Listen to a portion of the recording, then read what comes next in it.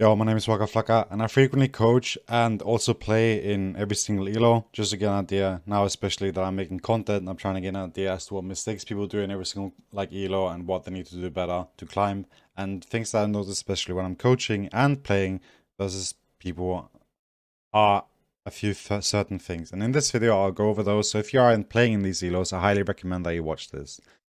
And the first and one of the biggest mistakes I think ADCs make in this elo is, for number one, moving too much. ADCs in this elo will frequently just click forward, backwards, left, right, center, everything. And there's multiple reasons for this. ADHD, thinking it's what you need to do because you watched the video and they said you need to move around, etc.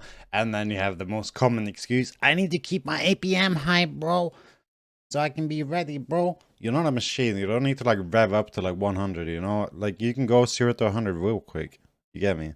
So one of the reasons why this is bad is because, especially in certain matchups like this, as you see with this Twitch that happened in this coaching session, is that he moved randomly up here for no reason and then takes 2-3 auto attacks. And this frequently happens throughout this entire video.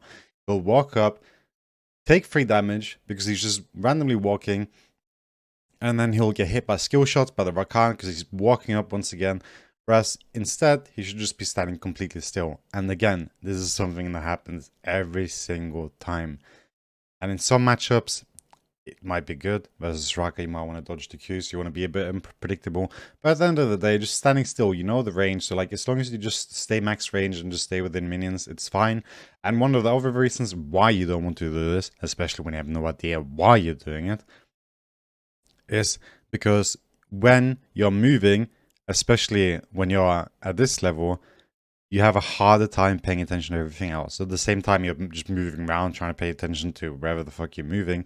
And then you also have to pay attention to the minion HP, and you also have to pay attention to the laner. So if you can eliminate one of those, meaning you're randomly clicking and just standing still, that gives you more time to just look at the minion HP and the enemies. So if you can just see the enemies are walking towards you, all you have to do is just click away. So just stand still. If they move towards you, you walk away. If they are standing still, you can keep standing still. It just gives you a better opportunity to just read the enemy and react and stay safe and not lose your HP like it happens here. Because this just completely like ruins your opportunity of like actually fighting back. Because at this point, before he's even level 2, he's lost more than half his HP. And that's obviously not ideal.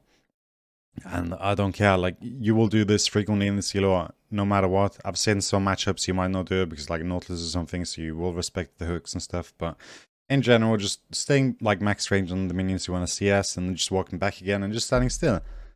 As I will show you guys here now. So, again, just stand still. Why are you moving? Why are you moving? Okay, I can go help. I guess. Just CS. Just stand still. He's curing my ADHD. Stand still! Okay, sorry.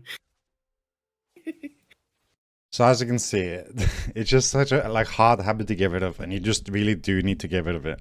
Like you will frequently want to just auto-click everywhere, and just move around, but don't do it. Just stand still, last hit, play the lane safe, and then when you see the opportunity, you take it. But until then, just stand still and just chill, see what the enemies are doing, and just react to them because they're bad. They'll make mistakes. So if they walk into you, as an example, you'll be standing still, so you'll be able to get the first attack then because you'll have the opportunity to react to them, right?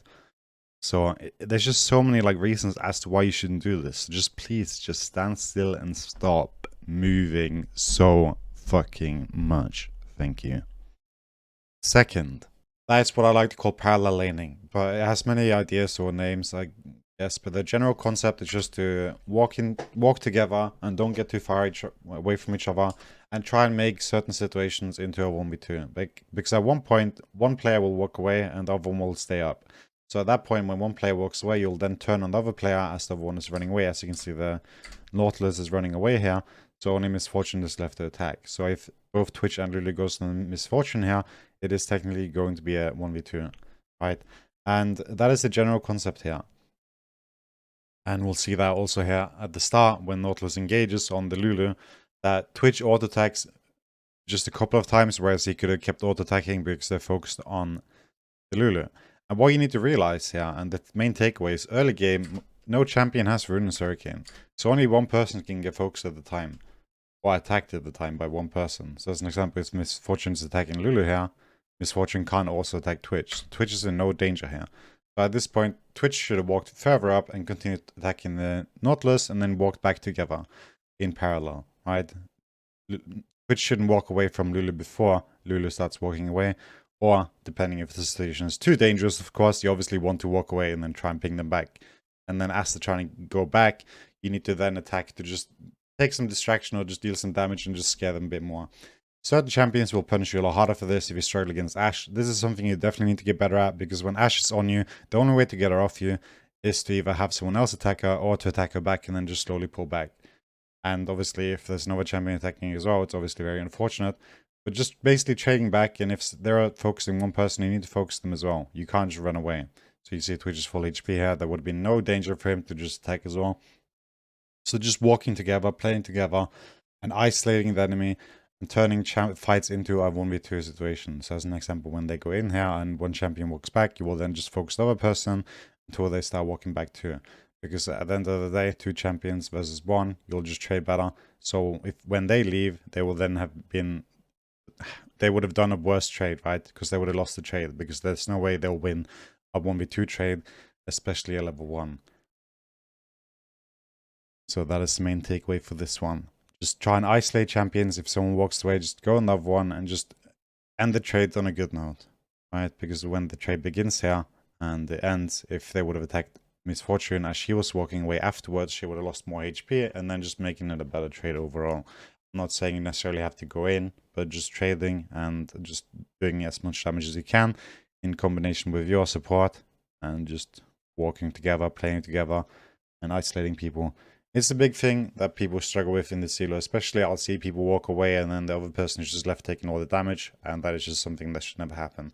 Because ideally, again, you want to trade together and leave together and just play in parallel. And for the final one, it's to play for your spikes, and this accounts throughout the entire game. After you've played your champion enough, you will know when your champion deals damage and when he doesn't. And you will also know when you gain a very huge spike that will gain an even bigger advantage. So you need to hold on to that and just get that. A lot of the time I will see people go in, as we'll see here, and I'll show other examples as well, is that we can see that Twitch is just roughly like 700 gold or something away from Blade the Rune King, but he chooses to take this very bad fight after Dragon, although this is a separate issue of its own. It's important to recognize that you're very close to getting Blade the Rune King, and even if you're winning, there is no reason for you to risk anything until you get that Blade the Rune King, because you have such a huge advantage then in comparison to now. Even with these items as Twitch has now, he's still only 600 gold off Blade of the Rune King. So the thing I can recommend the most is just to farm your Blade the Rune King before you even try anything at all now. There is no need to risk it, you're already winning and you're ahead.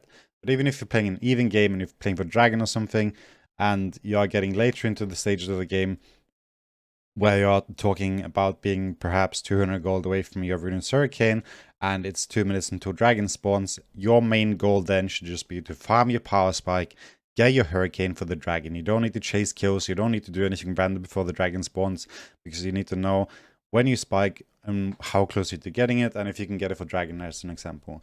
So just recognizing when you're going to spike, how much gold you need, if you can get it before a certain fight, and then just aim to do that, and not one that's chase kills and do stuff. Just farm the minions, get the gold, get the item, recall, and then play the game after, because you're so close, there's no need to risk anything before that. And I'll see this so often, especially on copy carry champions like Twitch, right? He relies more on these kind of teamfight champion, teamfight items such as Hurricane and stuff to have an impact. Certain champions like Vayne might only rely on auto attack and their cooldowns, but especially for Twitch with his ultimate, it's such a huge deal to have Hurricane in certain situations. So if you're just a few hundred gold away and Dragon's about to spawn, just get that. If it's 5 minutes until Dragon spawn, ask yourself the question of what item can I get, how much can I spike before the Dragon spawns, and then just focus on that. Don't chase random kills, don't do random shit, just prioritize on getting a spike and then playing the game after that spike. And you don't have to really play the game until then. Just freeze everything, don't go for anything, don't do anything, just farm. And don't look for any kills, because it's really pointless. The only thing that really matters is just objectives and potentially towers, depending on which ones. Ideally, the mid lane tower, and just a free advice here, if you are losing your lane as an example and mid lane tower is left and you want to go mid, just ask yourself which champion has the best wave clear, which champion has the biggest chance of being able to defend the mid lane tower, and then just decide on putting that champion there. As an example, if you had Seraph mid lane, he would be very good at farming mid lane, And even if you want to go mid because you lost your bot lane tower, you should never go mid because you want to keep that tower for as long as possible because it is one of the most important objectives in the entire game. So ideally, the best wave clear and the safest wave clear is you want to keep mid lane while you're farming side lanes and etc. and just waiting for the next few objectives. Ideally, you can go for random plays, but again, we can see that he's now very close to getting his item here. You can see he's 100 gold away from getting Hurricane, right? But he's still going for these random things as opposed to just looking for maybe perhaps wolves or something, a safe objective, and then he can just get his Hurricane and then he can recall, go back on the map. And even if nothing happens and he decides to go for these random plays, he'll have a spike, a much more valuable one as opposed to what he has right now. And now he even has Hurricane. And this fight doesn't go that well. So like imagine this scenario with Hurricane, it might have not been ideal because it was just 1v1s. But just a better setup fight here, and Twitch would have had such a bigger, like a much bigger impact with Hurricane here than he has without. So yeah, it's one of the bigger mistakes. Obviously, it's hard to recognize in champions like Misfortune or something where your only or primary goal is just to sit back and just ult. But again, if you're just a few hundred gold away from your item, just farm that and don't risk anything until then. Unless Dragon or something big is spawning, then there's no need. So then again, you just want to spend the amount of money you have and not sit on 1k gold or whatever you have before Dragon spawns, as ideally you want to be as strong as possible for those objectives, because again, everything in between like these fights here doesn't really matter. It doesn't lead to anything most of the time, although this fight here in particular could lead to Baron. But generally speaking, earlier stages of the game where the game is not in such state as it is here, then you don't want to go for these plays and just play it slow, get your spikes, attend Dragon or Baron, and with the money spent, and then have a huge impact. So again, it's important to recognize your spikes, what items are good on you, when you can get them, and just utilizing that and playing the game properly, as opposed to just randomly trying to go for plays or doing plays with 2,000, 1,000, 3,000 gold in the inventory later stages in the game, because that is really bad. Again, this has been everything, and just additional advice here with mid lane tower, where you want to keep that alive because it's such an important objective. But this overall are the 3 biggest mistakes that I do think that ADCs in these elos and below make.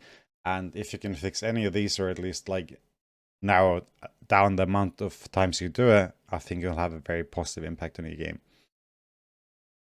Especially the one moving early game, because you will end up losing low HP, and then you'll end up getting less CS, especially you're moving too, so you are already going to get less CS, and that will just impact your entire game. So if you guys like this, then I would appreciate a subscribe or like or whatever you want to do. But regardless of anything, I hope you guys continue to have a good morning, evening, night, whichever one fits, shit like that. This has been Wackaflcka with a 3 big bad things that ADCs in plat and below do, and even potentially higher at times. Yeah, peace, take care.